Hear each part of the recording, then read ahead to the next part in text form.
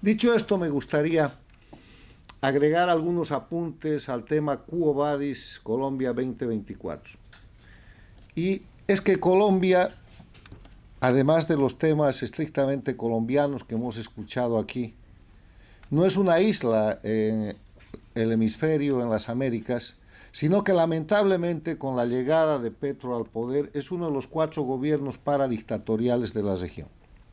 En las Américas hay 4 dictaduras bajo la jefatura de Cuba, Venezuela, Bolivia y Nicaragua, pero a partir del dinero, de la presión de movilización, de agresión, de sedición, de conspiración y de la organización político armada y subversiva que el socialismo del siglo XXI o castrochavismo ha implementado en este siglo en las Américas, instalan gobiernos en países democráticos y lo hacen financiando candidatos, lo hacen destruyendo la unidad de la oposición, lo hacen conspirando para debilitar gobiernos, y el resultado de la conspiración contra el gobierno del presidente Duque del año 2020-2021 es precisamente la elección de Petro, que en su tercer o cuarto intento llega con todo el soporte del dinero del socialismo del siglo XXI a tomar la presidencia de Colombia.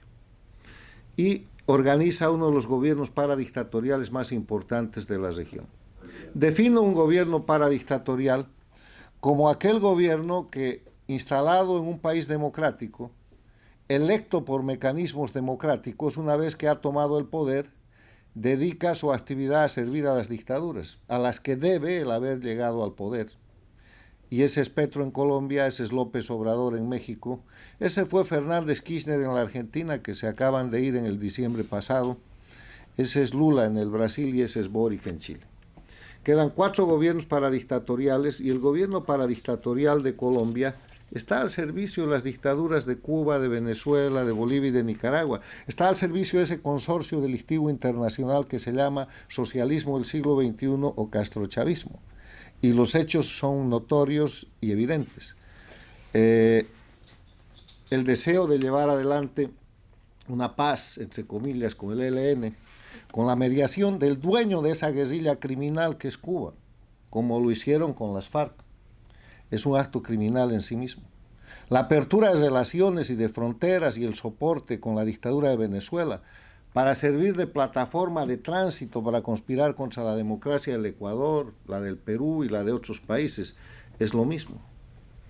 El hecho de que Petro esté cumpliendo la agenda exacta del socialismo del siglo XXI, de destrozar los elementos esenciales de la democracia, terminar con los derechos humanos, terminar con la libertad, hacer desaparecer el Estado de Derecho, desconocer la separación e independencia de poderes, preparar fraude electoral y atentar contra los líderes democráticos que pueden representar una alternativa, no es sino la repetición de lo que ha pasado hace 25 años en Venezuela, hace 20 años en Bolivia, desde el 2007 en Nicaragua, en la época de Correa en el Ecuador.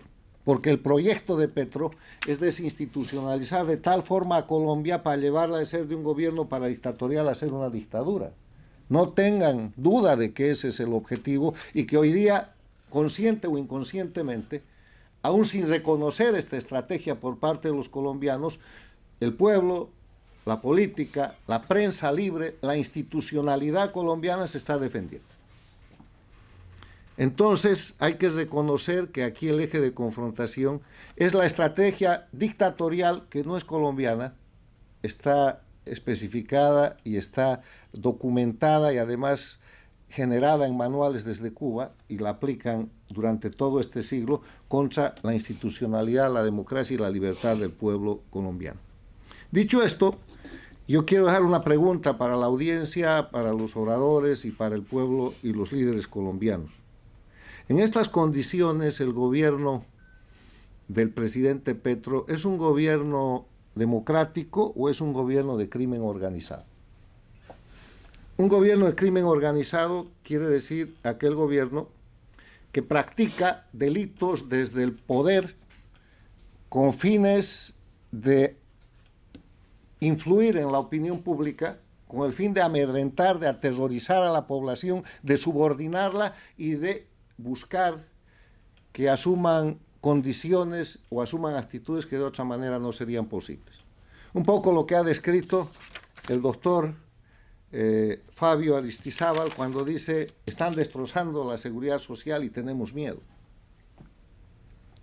Crimen organizado en un gobierno cuyos datos voy a simplemente enumerar para que ustedes saquen la conclusión. Narcotráfico. Petro es uno de los proclamadores del fracaso supuesto de la lucha contra el narcotráfico, cuando el país más exitoso en esa lucha ha sido Colombia.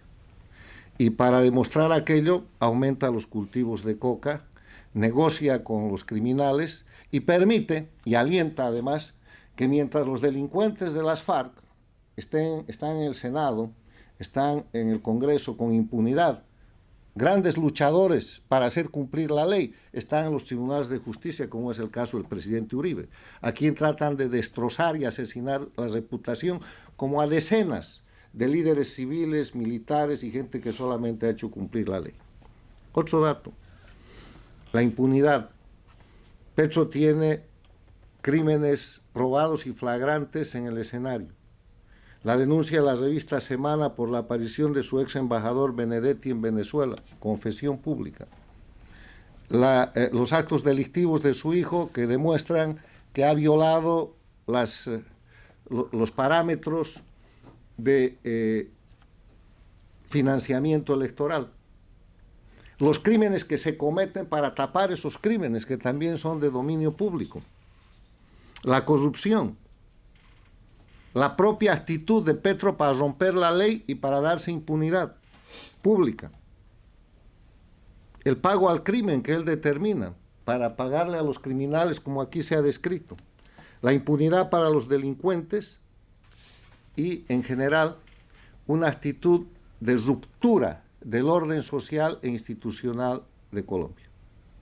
Concluyo diciendo que afirmo que Petro está cumpliendo una agenda transnacional que no es colombiana, es castrochavista, es del socialismo del siglo XXI, y ejecutada en Venezuela, y ejecutada en Bolivia, y ejecutada en el Ecuador de Correa, y ejecutada en Nicaragua con éxito, y ejecutada a medias en países como la Argentina con Fernández Kirchner y los Kirchner de antes, ejecutada a medias en el Perú hasta que se dio el golpe y fue a dar a la cárcel Castillo, ejecutada a medias en otros países de Centroamérica.